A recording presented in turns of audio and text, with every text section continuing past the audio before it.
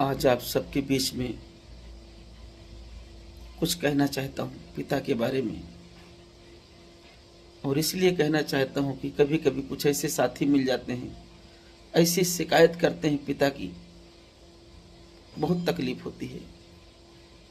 ऐसे लगता है कि सुनने के बाद कि इनके जीवन में जो कुछ अच्छा बुरा चल रहा है ना, उस सबके जिम्मेदार पापा हैं, सबके जिम्मेदार पापा हैं, ऐसा बताते हैं। जबकि ये सरासर गलत है, सारी गलती उनकी है, सब बहानेबाजी है। हकीकत यह है कि वो कुछ खुद नहीं करना चाहते हैं और पापा के ऊपर आरोप लगा के एकदम पतली गली से निकलना चाहते हैं। हकीकत ये है। ये कहना बहुत आसान है कि मेरे घर के सामने वाली जमीन 5 लाख में बिक रही थी, पापा ने लिखा लिया होता तो आज उसकी कीमत भैया 1 करोड़ रुपया है, लेकिन पापा ने नहीं लिखाया। अगर उस समय पापा चाहे होते तो एक शॉपिंग मॉल में एक बड़ा दुकान डाल दिए होते, लेकर के छोड़ ही दिए होते तो आज हम लोगों के काम आती। उस समय पापा चाहे होते बैंक बैलेंस करके रख लिए होते तो आज हम लोगों के काम आता, आज हम लोगों के दिन नहीं देखना पड़ता। ये कहना बहुत सिंपल है, लेकिन कभी एक बार अपने दिल पे हाथ रख के सोचिए उस समय कि पापा की स्थिति क्या रही होगी, क्यों ऐसा किए। दुनिया में कोई ऐसा बाप है भी जो ये चाहता है कि हमारे बेटे का भविष्य बर्बाद हो जाए, हमारे बेटे के पास हमारे जाने के बाद कुछ ना रहे, हम जाते जाते अपने बेटे को विरासत में कुछ ज्यादा ना दे के जाए, विरासत में कुछ छोड़ के जाए ताकि हमारा बेटा याद करे। हर बाप का ये सपना होता है। आरोप लगाना बहुत आसान है, और ये कह देना कि मेरे पापा ने पढ़ाया नहीं, किसी अच्छे कॉलेज में एडमिशन करा दिया होता तो आज हम पढ़ लिख लिए होते, किसी अच्छे कोचिंग संस्थान में मेरा एडमिशन हो गया होता तो आज हम भी master, doctor, professor, IAS, PCS हो जाते। ये कहना बहुत आसान है। ऐसा नहीं कि उन्होंने कराया नहीं, ये भी सोच के देखो आपने किया कि नहीं किया। अगर आपने करना चाहा होता तो आप स्वयं कर लेते, क्योंकि चलती हुई चींटी सैकड़ों योजन जा सकती है और ना उड़ने वाला गरुड़ पक्षी एक पग भी नहीं चल सकता है। कोई पिता नहीं चाहता है कि हमारा बेटा पढ़ लिख करके आगे ना बढ़े। हर बाप चाहता है कि मेरा बेटा वो करे जो मैं नहीं कर पाया, जो मेरे जीवन का सपना अधूरा है वो पूरा मेरा बेटा करेगा। हर बाप यही सपना देखता है। और इस आरोप को लगाना बंद करिए कि मेरे पापा मुझसे कोई मतलब नहीं रखते थे। अगर मतलब नहीं रखते ना, अगर मतलब नहीं रखते तो तुम्हें पता है तुम्हारे पैदा होने पर उन्होंने कितनी ममता बरसाई थी, कितनी करुणा लुटाई थी। तुम्हारे पैदा होने पर पूरे मोहल्ले को बुलाया था, सबको पेट भर भोजन कराया था। मामा को, नाना को, बुआ को, चाचा को, चाची को, मौसी को, सभी रिश्तेदारों को बुलाया था। उस समय के घर के हालात भी बहुत अच्छे नहीं तब भी थे, लेकिन तुम्हारे आने की खुशी में खूब जम के जश्न मनाया था। खुद कपड़े त्योहार में नए नहीं ले पाते थे, लेकिन तुम्हारे लिए हर त्योहार पे नए नए कपड़े लाया था, नई नई चीजों को करके दिया था।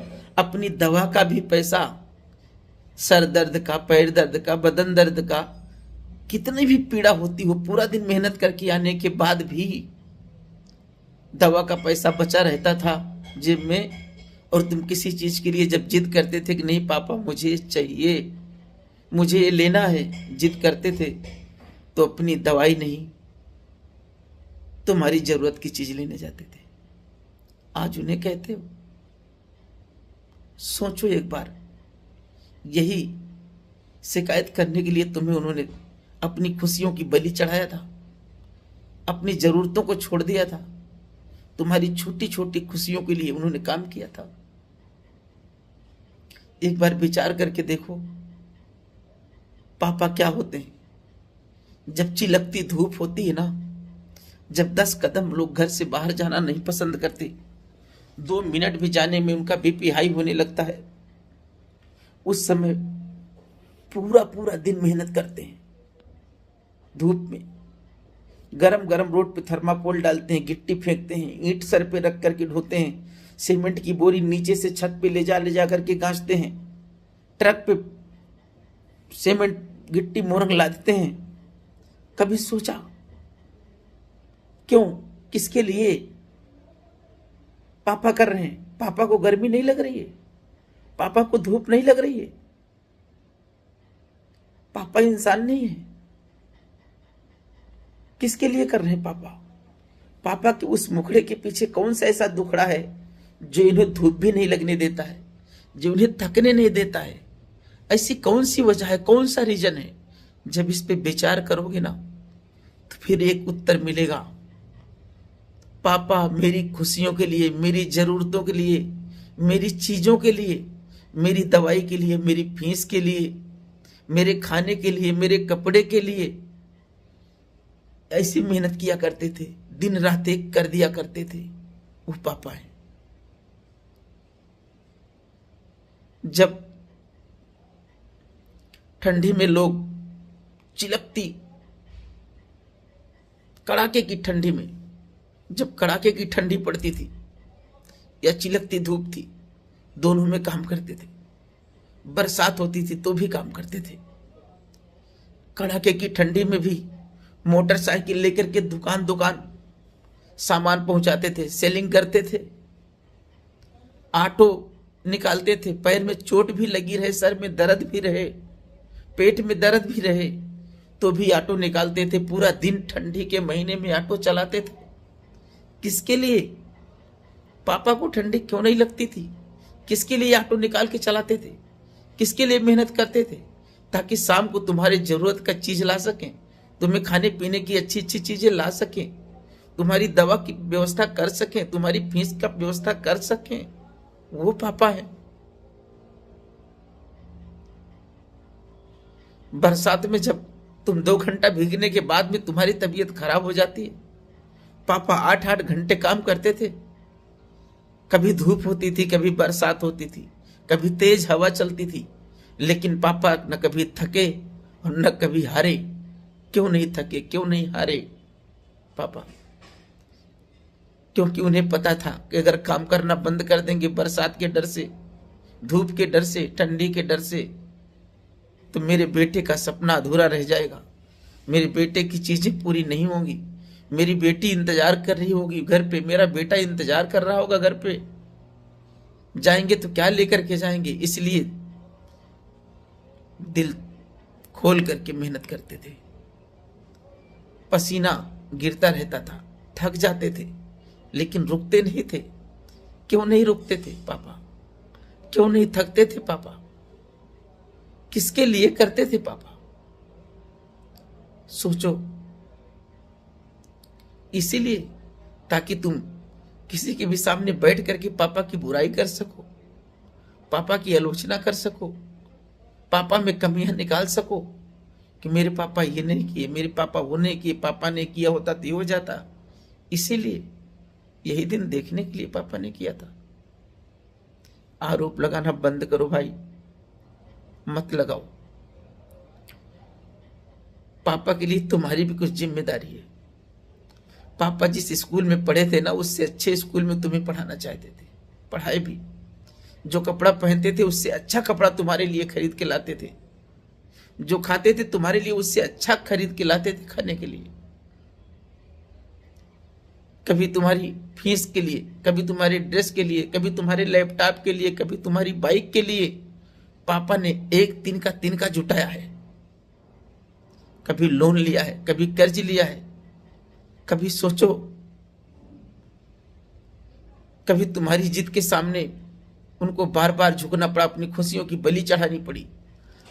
और कभी जब तुम बीमार हुए ना, तो पापा ने अपनी बनाई हुई मेहनत के, कमाई के पसीने से जो जमीन खरीदा था ना, वो भी बेच दिया। किसके लिए?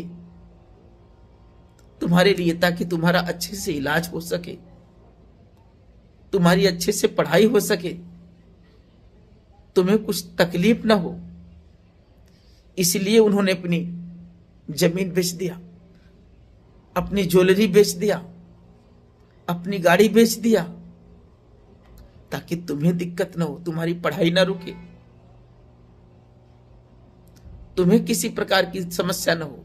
पापा ने अपना सब कुछ दांव पे लगा दिया सिर्फ तुम्हारे लिए,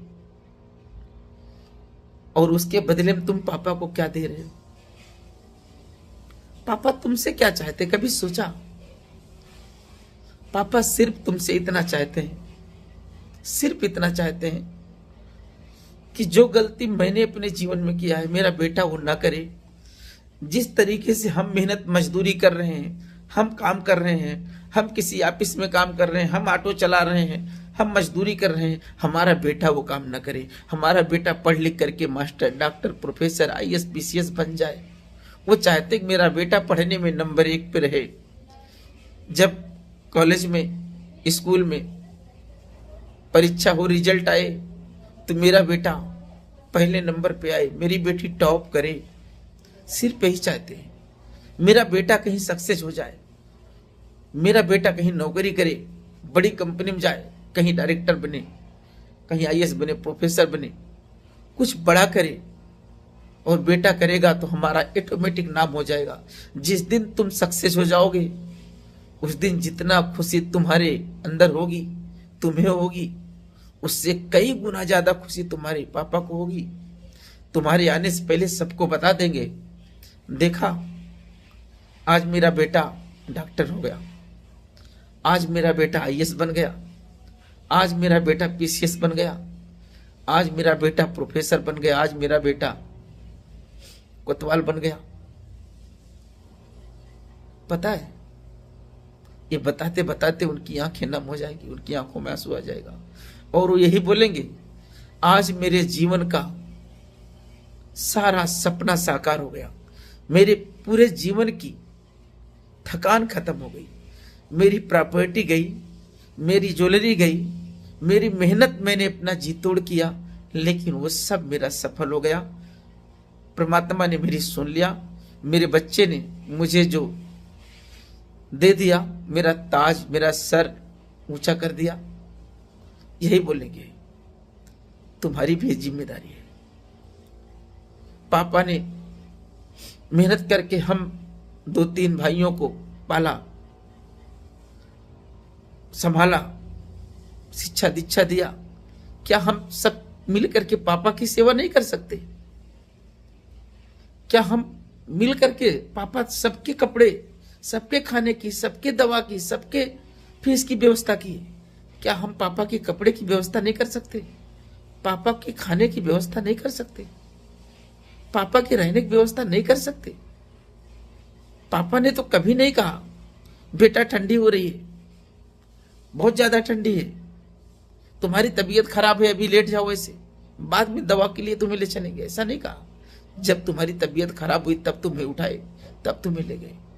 पापा की तबीयत खराब हो जाती है तो तुम दवा हमको आपको नहीं कराना चाहिए, हमारी आपकी जिम्मेदारी नहीं है।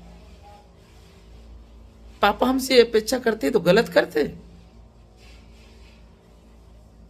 अगर आपको लगे पापा ने मेरे लिए बहुत कुछ किया है, हमारी भी जिम्मेदारी है, तो आज पापा के पास जाना, उनसे सॉरी बोलना और विचार करना कि अब कभी ऐसी कोई गलती नहीं होगी, और खूब पैसा कमाइए, जीवन में खूब मेहनत करिए, खूब आगे बढ़िए, लेकिन कभी कभी पापा के साथ भी बैठिए और उनसे हालचाल करिए, उनसे कुछ पूछिए कि इस काम को कैसे किया जाए, कैसे करना है, कैसे नहीं करना है। पापा को लगेगा कि मेरा बेटा आज भी मुझसे पूछता है, भले बड़ा हो गया है लेकिन आज भी मेरा बेटा आज भी मेरे सामने बच्चे के जैसे ही रहता है। उन्हें अंदर से बहुत प्रसन्नता होगी, बहुत खुशी होगी, और वो खुशी के मारा भाव विभोर होकर के ऊपर वाले से तुम्हारे लिए, तुम्हारे अच्छे दिन के लिए प्रार्थना करेंगे, जिसकी वजह से तुम कभी दुखी नहीं होगे। उनके पुण्य प्रताप से तुम आगे बढ़ते जाओगे, उनका आशीर्वाद हमेशा तुम्हारे साथ रहेगा। कभी गम का बादल तुम्हारे सर पे नहीं मंडराएगा। हमेशा उनके आशीर्वाद तुम्हारे साथ साथ रहेंगे। इस वजह से कभी पिता का दिल मत दुखाना। उनके साथ बैठना, रोज घूमने जाना, लेकिन महीने में एक दिन जरूर पापा को भी लेकर के कहीं जाना, घुमा के लाना। उनके भी बहुत सपने हैं कि अपने बेटे के साथ मैं भी कहीं जाऊं घूमने। अगर ये वीडियो अच्छा लगे इसे शेयर करना और पिता के लिए एक लाइक भी करना। धन्यवाद।